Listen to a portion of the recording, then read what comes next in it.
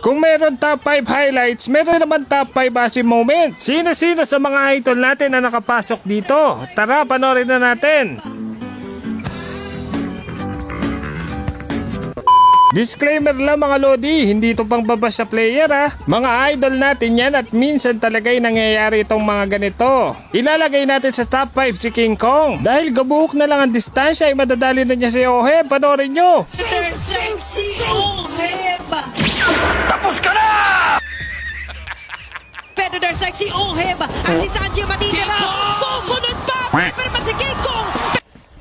Sa top 4 naman ang pagpasok ni Netsuki sa 5 gamit ang Flying Clouds. Okay, pinakalabas sa bilang Smart Omega! Sa top 3 naman ang unusual na pag-asim ni Edward at yun nga mabibigyan pa ng 5 Falcons. Super Macmac at mukhang makakakuha pa sila ng Torres A few moments later. patungo sa 3. This is gonna be difficult na para maka-recover para sa side ng Team Falcons. Grabe. Hindi kasi katulad sa previous game, hindi sila coordinated. Okay. Purity kasi. Yun lang dadali 5 miyembro kasi.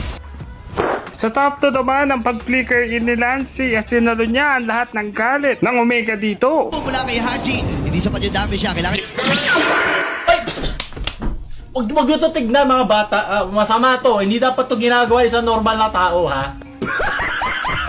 Masyado na akong malakas para sa mundo ng mga tao. Kailangan kong makapunta sa mundo ng mga halimaw. Sa top 1 naman ang pagbalik sa shadow ni MP the King. Kahit mababa na ang kanyang HP, balak pa pumitas ng isa. Para makakaligtas, sapat yung magiging stack ni Nosha para makapag-crosswalk na, pero abutan nga ba? Hindi. Raging Sandstorm na kumita dito. There's going to be a Tsunami Snap counterplay para dito kay Lakoloy. James Flax committing the retrious way para makakaligtas! Going for the shadow kill doon sa pinakalikod si MP the King. Kaso kapalit na to ang buhay ni Nosha. Still alive and kicking din si Lord JM na maglilipat pa ng targeting on to Kaloy.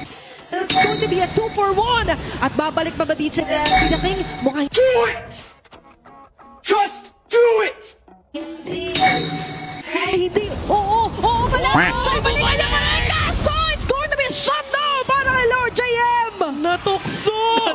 Natukso si MP na O ayan na yung top 5 base moments ngayong week 5. Okay din no? Ay, hindi. Oo.